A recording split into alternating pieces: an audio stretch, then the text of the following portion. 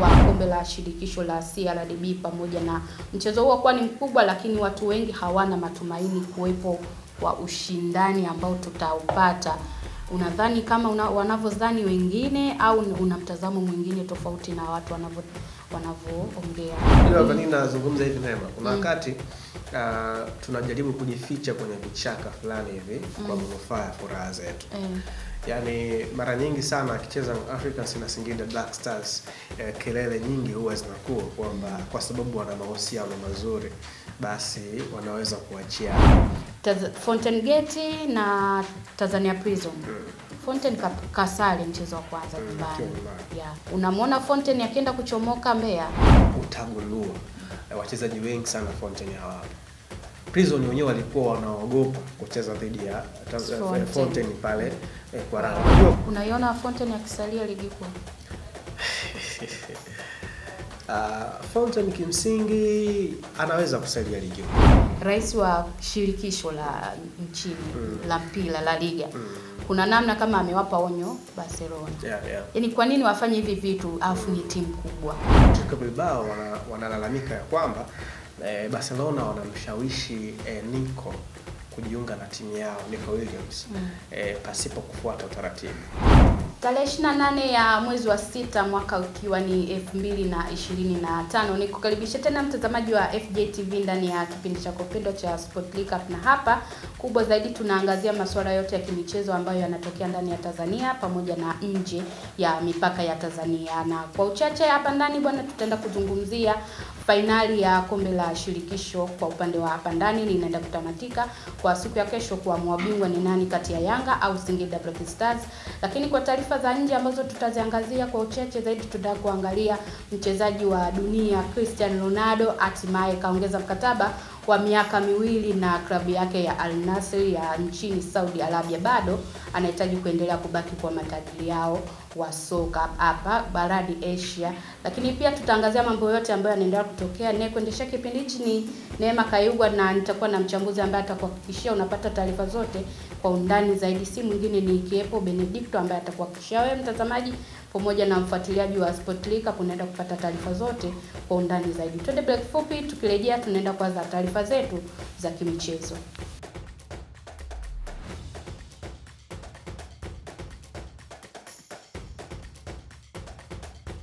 Tumerejea tena mtazamaji wa FJTV, lakini mfuatiliaji wa kipindi cha Sport League Cup, na kama nilivyokuambia kwa taarifa za ndani tutaenda kuiangazia klabu ya Yanga pamoja na Singida Black Stars ambazo zinatarajiwa kwa siku ya kesho kucheza mchezo wao wa fainali wa kombe la shirikisho la CRDB pamoja na mchezo huo kuwa ni mkubwa, lakini watu wengi hawana matumaini kuwepo kwa ushindani ambao tutaupata.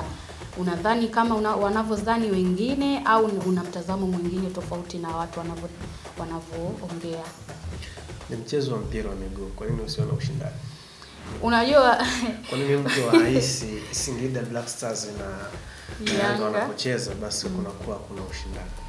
Watu wanachukulia mchezo wa mwisho wa ligi kuu jinsi ambavyo yani ulikuwa, lakini maneno yanayosemwa unajua ulisha 2-1 lakini wengine wanafunga ngapi? Wengine yani hizo timu zingine zinafungwa zilizokutana na Singida zilizokutana na Yanga 5-6. Yani ushindani wanaoongelea kwamba tutaiona ile test au tutaona ule ushindani wa finali, kwa maana maneno unajua kwa nini nazungumza hivi Neema? Kuna wakati tunajaribu kujificha kwenye vichaka fulani hivi kwa manufaa ya furaha zetu. Yaani mara nyingi sana akicheza Africans na Singida Black Stars, kelele nyingi huwa zinakuwa kwamba kwa sababu wana mahusiano mazuri basi wanaweza kuachiana. Mimi nimeangalia mara nyingi mtu huyo anayekuambia Singida Black Stars na Yanga hawashindani, Yanga anashinda kirahisi, mtu huyo akipeleka timu yake anafunga goli 5, anafunga goli 2, anafunga goli ngapi? Huyo mtu ambaye anakuambia anataka ushindani. Huyo anakuambia urafiki wa labda udhamini wa GSM kwenye hizo timu za ligi kuu, unaweza kusema kwamba huyo timu yake bila kusupportiwa na GSM anakwenda kucheza na Yanga na anapoteza nyumbani na ugenini. So wakati mwingine tunaweza tukatumia haya mambo kwa ajili ya kujificha sehemu, lakini unaweza ukazungumza ukaheshimu ule ubora ambao tuzungumze kwenye mchezo wenyewe. Haya mengine yanaongeleka ni sehemu ya mchezo. Of course ni kawaida kwa sababu sio hapa tu. Hata huko kwa wenzetu hizi scenario za kutengeneza haya mambo yeye yanatokea pia. Hata mara kadhaa pia hata liga tumeshuhudia. Kwa mfano mchezo wa mwisho wa Clasico Madrid walitishia kugomea mchezo. Kwa actually haya mambo kwenye mpira wa miguu ni kawaida kuyasikia. Mimi naamini ushindani utakuwepo. Sawa. Singida Black Stars anaenda kukutana na Yanga ambayo imepata mafanikio kwa miaka 4. Lakini hao ndio mabingwa wa ligi kuu 2024-25. Lakini kuna baadhi ya wachezaji wana kiwango kizuri tukisema kwa msimu huu. Asilimia kubwa ya kikosi chake. Afanye nini kwenda kuikabili Yanga siku ya kesho? Singida Black Stars tunasema Shene yule sema tu mbadili kanzo. Unajua Singida Black Stars ndio ambaye msimu uliopita pia alicheza finali wakati ule bado wanapambana kufanya transformation ile kutoka AF kwenda Singida Black Stars. Kwa msimu uliopita ndio ambaye alicheza naye finali Young Africans na Yanga wakashinda bao 1-0. Nishaka utakuwa unaikumbuka hiyo. Kwa hiyo unaweza kusema Shane yule lakini amebadili tu kanzo hapo. Maisha mengine yaendelee. Unapozungumza Singida, mimi ninafahamu kiu ya watu kwa wapi. Singida ndio timu ambayo ina wachezaji bora sana. Ukizungumza kwenye timu za top 4 ambazo zina wachezaji bora, usiti pia kuitaja Singida kwenye orodha ya timu zako ambazo zina wachezaji bora kwenye ligi yetu. Sasa kwa watu kinachoumiza ni kwamba kwa nini wana wachezaji bora lakini wanashindwa kupata matokeo mbele ya Yanga. Swali la msingi ni kwamba je, wana wachezaji bora kuliko the Africans? Kwa hiyo ni swali ambalo mtu anapaswa kujiuliza. Leo wakati tunasifu ubora wa baadhi ya wachezaji, kimsingi hawa wachezaji ambao tunawasifia na ubora huko kwa ndani ya Singida Black Stars ukifika kwenye club ya Yanga, ubora wao kuna wengine watasubiri bench. Hatukatai kuna maeneo wanadhibiana, si ndio? Kwa mfano eneo la striking, kwa mfano akija Jonathan Soa, actually anaweza kuanza mbele ya Prince Dube kwa ubora wake ambao amekuwa nao. Lakini sio kwamba wanatofautiana ubora sana. Wote wana uwezo mkubwa wa kufanya finishing. Lakini tukitazama Singida Black Stars na Africans, watu tusihukumu Singida kwenye mchezo dhidi ya Yanga. Singida licha yao kuwa bora, hata pia wamekuwa na matokeo yasiyo ya kuridhisha kwenye vilabu kwenye timu nyingine. Wakati unasema hivi, mimi kuna hili swala nilijiuliza, mechi ambayo ilichezwa Zanzibar ya ligi ambayo Africans alishinda 2-1 bila shaka. Mechi ile watu wakalaumu kwa nini wazao wamekuwa wengi au kikosi kimekuwa sio kile ambacho Singida tumezoea kikianzisha. Lakini kikosi hicho ambacho mnataka kianzishwe hiko kikicheza michezo mingine pia kinapoteza. Kwa nini tuwajaji Singida kwa sababu wanacheza na Africans? Tunazungumza Singida Black Stars ambao wakiwa ile compete na timu yao kwenye michezo mitatu ya mwisho ya ligi, michezo ya mitatu ya mwisho. Michezo hiyo mitatu ameshinda mchezo mmoja, amepoteza mchezo mmoja, amesare mchezo mmoja. Sichoelewa. Katika sare ambayo watu hawakutegemea ni sare ya Tanzania Prison 3-3. Sio unanielewa? Akaenda akashinda kwa ugumu sana mbele ya Dodoma Jiji 2-1. Lakini alipoteza 1-0 mbele ya Simba katika mchezo ambao pia watu walilalamika sana mwamuzi hakuwa fair. Sio utanielewa. So ukiangalia hii inakupa tafsiri ya kwamba licha ya kwamba sisi tunasema Singida ina timu bora lakini matokeo yanawasaliti. Kwa hiyo akifungwa mbele ya Yanga tusimlaumu kwa sababu matokeo pia yanawasaliti. Kama Tanzania Prison aliweza kupambana akapata sare mbele ya complete squad ya Singida, kwa nini Young Africans asishinde? Sijui na tunaelewa vitu kama hivi. Tunazungumza Africans ambao wanakwenda kucheza dhidi ya Singida. Katika michezo mitatu ya mwisho ya ligi yote wameshinda. Katika kushinda kwao wamefunga magoli 12 bila kuruhusu goli hata moja. Sijui unanielewa. Lakini hawa katika michezo mitatu wameshinda mmoja, wamesare mmoja na kupoteza mmoja. Katika hiyo michezo mitatu ambayo tunaizungumza wameruhusu magoli takriban 6 katika michezo mitatu. Wao katika hiyo michezo mitatu wamefanikiwa kufunga magoli 5. Sijui unanielewa. So wakati mwingine tunapokwenda kwenye analysis za mchezo husika, tukiangalia comparison ya hizi timu utagundua Unajua hapa sitaki kutumia head to head kati ya Singida na Yanga. Tukitumia head to head watu watarudi watasema watu wakikutana hakuna ushindani. So najaribu kutengeneza mazingira watu waione Yanga ikiwa inacheza na timu nyingine na watu waione Singida ikiwa inacheza na timu nyingine. Ule uhalisia tukiocombine then tutakwenda kusema kwamba tunapo complain kwamba hakuna ushindani baina ya hizo timu mbili, tutaangalia huu uhalisia. Kwa timu michezo mitatu imefunga magoli 12, haijaruhusu goli hata moja. Lakini timu nyingine katika michezo mitatu imeruhusu magoli 6, yenyewe imefunga magoli 5. Kwenye wastani kikawaida huyu ambaye ameruhusu magoli 6 ana uwezo mkubwa kuruhusu magoli kuliko mtu ambaye amefunga magoli 12 bila kuruhusu goli. Kwa mimi automatic nitawaheshimu Yanga endapo watapata matokeo katika mchezo huu. Lakini Singida kwa nini tunawadai? Turudi pale pale. Singida tunawadai kwa sababu Singida tunaweza kusema ni timu ya ahadi ambayo pengine tuliahidiwa itakuja kuvunja utawala wa Simba na Yanga katika nchi hii. Wanzoni wakati wanakuja idea ilikuwa nzuri sana, of course. Hata mimi nilikuwa miongoni mwa watu ambao nilishabikia sana ile idea yao. Walisajili mastaa wengi. Msimu wa kwanza wanapanda ligi kuu ndio msimu ambao pia walikwenda kucheza Confederation msimu uliofuata kama hizo top 4. So nilipenda ile idea yao jinsi ambavyo ilivyokuwa. Lakini hapa katikati haya masuala ya kuhusiana ndio ambayo yameenda kuharibu kama ameharibu. Kwa kimsingi mimi ninafahamu wana deni. Nikirejelea kwenye mchezo wa mwisho ambao walicheza dhidi ya Simba katika dimba la Tanzanite Kora, walikuwa na ubora mkubwa katika mashindano haya ya Confederation. Wanakuonyesha kwamba wanahitaji kufanya kitu. Utofauti ni kwamba katika mchezo ambao Simba alipoteza mbele ya Singida, tutakubaliana Simba alipoteza mchezo ule kwa sababu ya makosa ya mchezaji mmoja. Sio kama unaelewa? Yes, ni makosa ya mchezaji mmoja. Je, Yanga wanaweza kufanya hayo makosa ya mchezaji mmoja? Hapo ndo pa kujiuliza. Kwa ukipata conclusion ya kwamba kutakuwa kuna ugumu, basi una haja ya kuadoubt Singida. Cha msingi kama watu wanataka kweli Singida washinde mbele ya Yanga ni kuwaombea na kuwasupport. Sasa wakienda kucheza mchezo wa finali ili hakikisha wanaweza kupata matokeo mazuri. Unakiona kikosi cha Yanga kinaenda kubadilika kwa maana kile kilichoanza na kwenye mchezo wa dabi na Simba, au kuna sehemu kama amirudi Amdi ataenda kubadilisha, kuwapozesha au kuwapumzisha baadhi ya wachezaji? Sasa hapo pia kwenye mpira kuna kwa na faida moja. Unajua Yanga ametoka kucheza mchezo ambao ulikuwa na nguvu sana, anatumia energy sana katika mchezo. Na mara nyingi kwenye mpira huwa tunaamini ukitumia energy kubwa katika mchezo mmoja, kuna athari ya wachezaji hawa kukuoffer energy ile katika mchezo mwingine, hasa mgumu kama wa finali. Africans bahati nzuri wamekuwa na ubora wa kikosi chao. Yaani kuna mchezaji leo Yanga yuko bench, lakini akija kucheza huwezi kutafsiri kwamba benchi limemuathiri kiasi hicho. Mara kadhaa tumeshuhudia hata Mkude ambaye anakaa bench, kuna wakati msimu jana bila shaka amekaa sana bench, lakini alipoinuliwa kucheza mechi ya Mamelodi Sundowns aliperform katika kiwango kikubwa. So ninaamini hata akiopt kubadilisha baadhi ya wachezaji still hawezi kuathiri timu yake.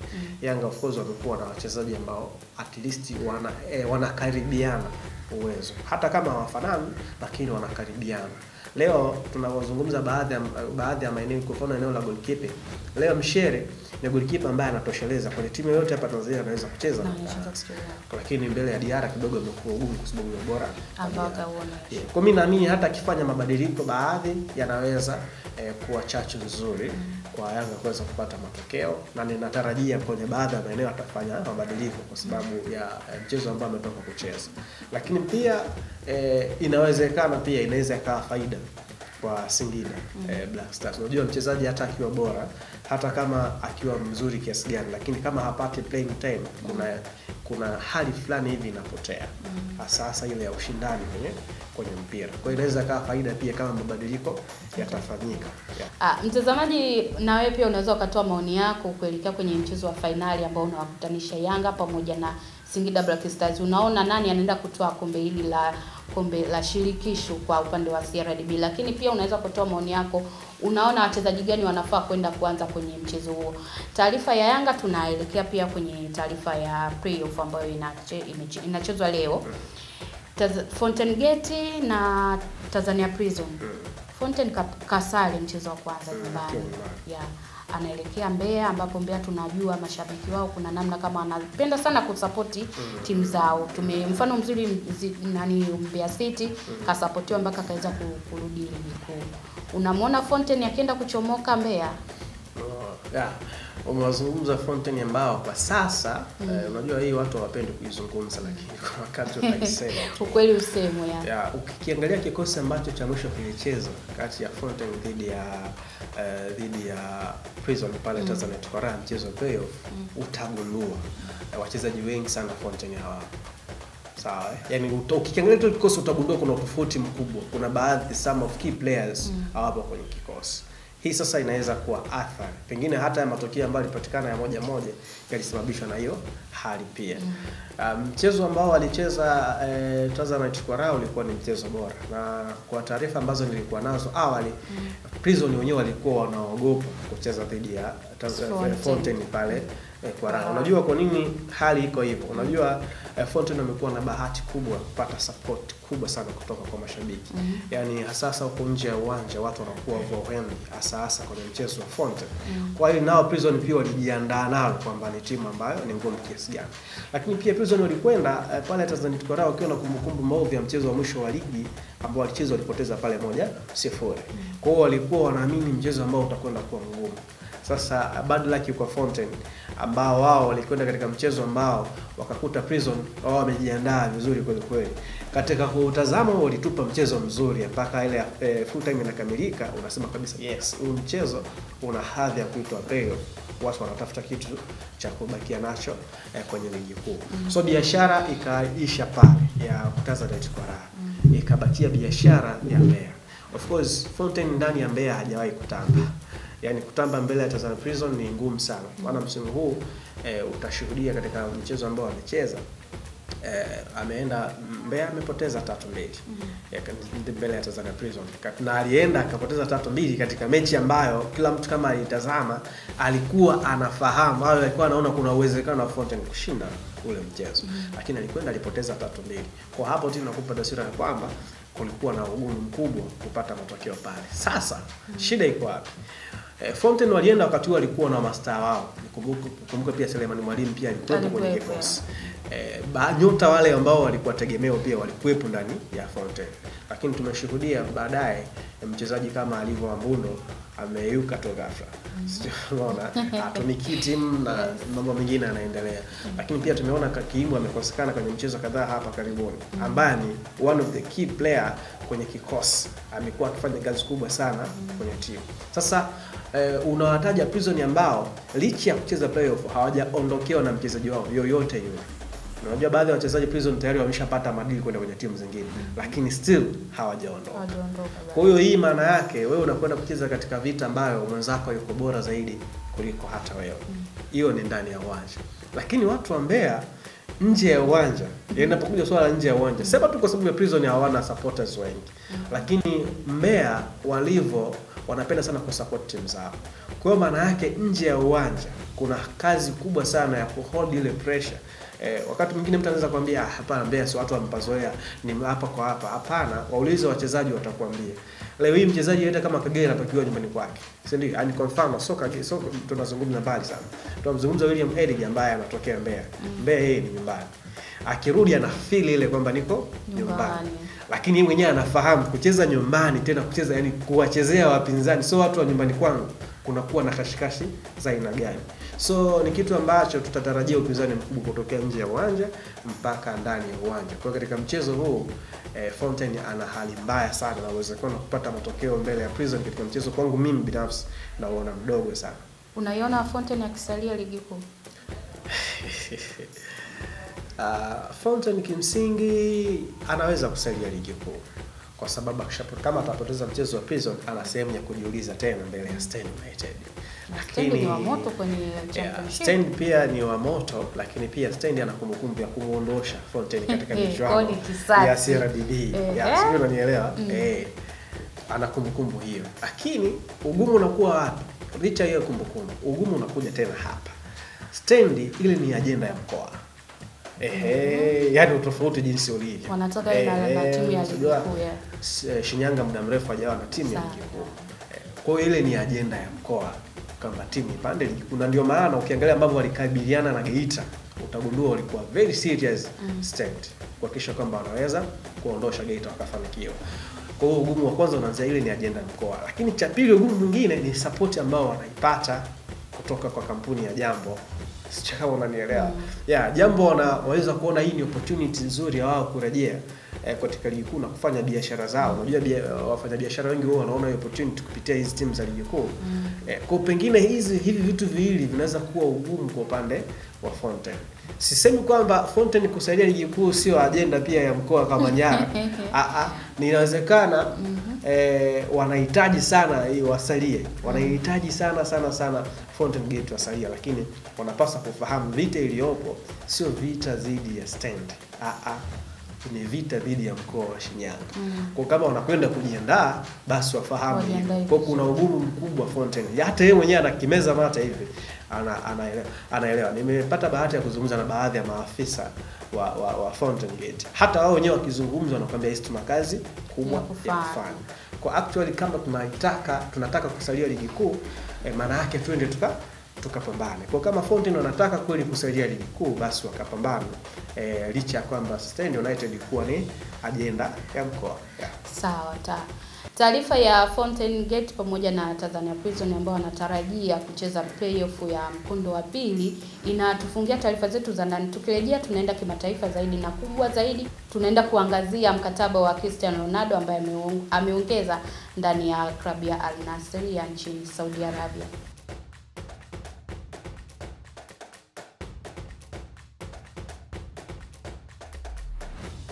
Tumerejea tena mtazamaji wa FJTV na hapa tupo kwenye anga za kimataifa. Tunaenda kuangazia mkataba wa Cristiano Ronaldo wa miaka 2 ndani ya klabu ya Al Nassr. Ameamua kuendelea kubaki kule Saudi Arabia, lakini nahisi anataka amalizie kule soka lake. Au wewe unalionaje? Kuongeza mkataba wa miaka 2 na umri wake ulivyo, kuna namna kama anataka staff akiwa kule.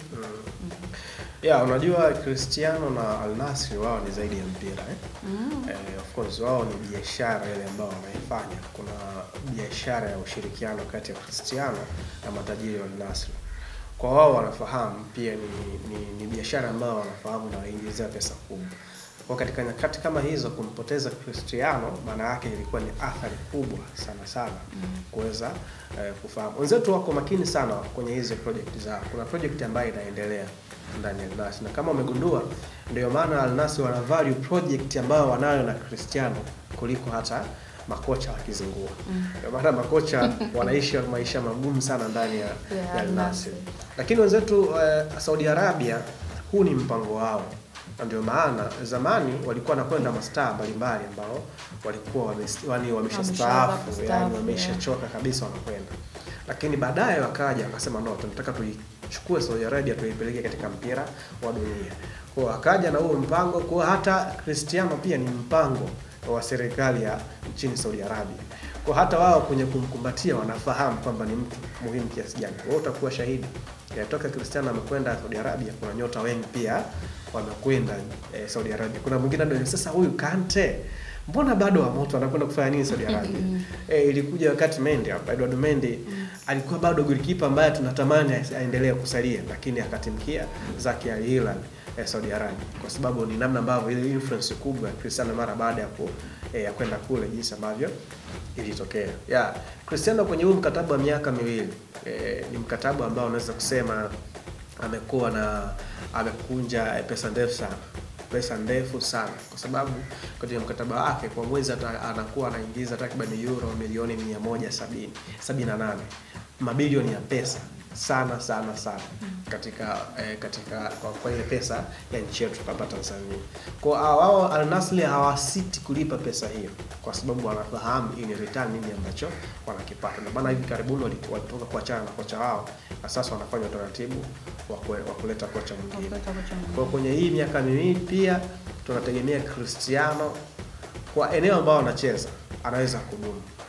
anaweza kucheza zaidi, na hata ile ndoto yake kufikisha magoli 1000 kwenye mpira wa miguu inaweza kutimia kwenye hii miaka miwili. Inaweza kutimia Bado tuna muda mzuri wa kumuongelea. Miaka miwili ni mingi sana tukijaliwa na Mwenyezi Mungu. Lakini tukienda La Liga kwa uchache. Rais wa shirikisho la nchini la mpira La Liga kuna namna kama amewapa onyo Barcelona.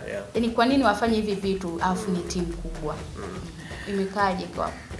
Unajua wenzetu tatizo lililopo kati ya Javier Tebas kwa maana ya rais wa shirikisho, yeye amerespond kwenye malalamiko ambayo Atletico Bilbao wameyapeleka, kwamba Atletico Bilbao wanalalamika ya kwamba Barcelona wanamshawishi Nico kujiunga na timu yao, Nico Williams, pasipo kufuata utaratibu.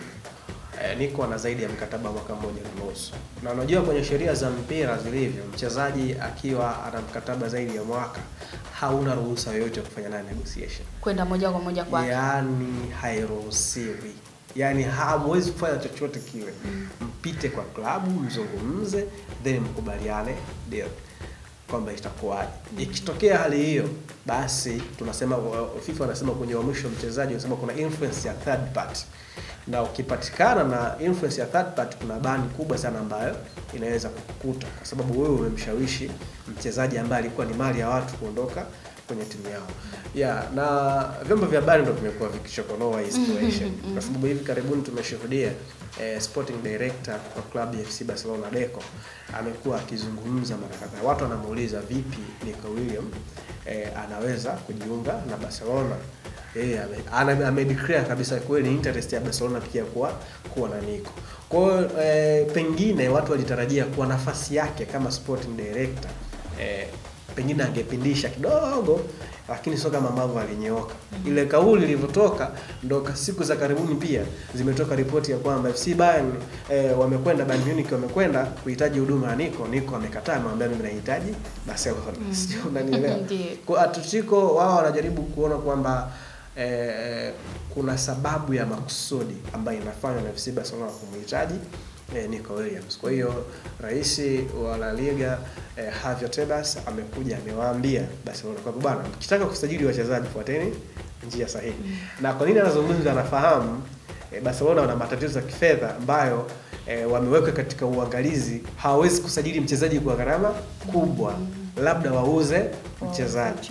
Kwa hiyo yeye anapozungumza ana maana yake. Pengine anaogopa wanaweza kufanya negotiation ambaye mchezaji anaweza akashusha pesa zaidi, kwa anahofia kitu kama hiyo. Unajua kwenye mpira mchezaji akitaka kuhamia sehemu huwa inatokea hiyo. Mchezaji mwenyewe anaweza kusema mimi sitaki chochote kwenye huo mkataba, labda mkataba nitauvunja mwenyewe. Kwa hiyo nadhani hiyo pia wanajaribu kuikwepa. Kwa hiyo ni kitu ambacho nimependa response yake. Na unajua Javier Tebas alivyo, angekuwa huko Bongo tungekuwa tunampiga sana mawe. Unajua hapa katikati miezi ya nyuma tulishuhudia rais wa shirikisho la soka nchini Wallace Karia alisema toka kuna watu fulani kama wataki kucheza basi waenda kucheza sinema zetu. Ikawa ni kauli ambayo ilikuwa ina mzozo mkubwa. Lakini Javier Tebas mara kadhaa yeye amekuwa ajaye. Ilikuja wakati hapa karibuni Clasico ya mwisho, wakati Real Madrid wanakataa wakihofia marefa hawatakuwa fair, kwa aliwaambia nendeni mkacheze ligi ambayo haina marefa. Ndio kama unanielewa? Kwa aliwaambia option ni moja, mcheze mechi au muende kucheza katika ligi ambayo haina marefa. Mara kadhaa pia amekuwa akiwakosoa Real Madrid akiwaambia kwamba nyie mkifungwa ndio mnawasha TVM mnaanza kuzungumza marefa ni mabaya, lakini mkishinda mbona hamuongei? Kwa ni rais ambaye pia amekuwa amenyooka sana, pale panapotokea kauli ya utatanisha anatoka hadharani anazungumza na watu wanapenda style yake, lakini huku kizungumkuti. Sawa, tutaendelea kukupa taarifa hiyo kama kuna chochote ambacho kitatokea, na yote hayo utapata ndani ya FJ TV, lakini utapata ndani ya kipindi chako cha Sport League ambapo kinakuangazia mengi zaidi ya kimichezo. Sisi hapa ndani hatuna la ziada, tumefika tamati ya kipindi hichi, lakini sio tamati ya kipindi. Tunaenda kuandaa mpango kazi wa kipindi kinachokuja. Nilikuendesha kipindi hichi ni Neema Kayugwa, lakini nilikuwa na Kiepo ambaye amekuhakikishia unapata taarifa zote za kiundani zaidi. Tukutane tena kwa wakati mwingine, endelea kufuatilia FJ TV.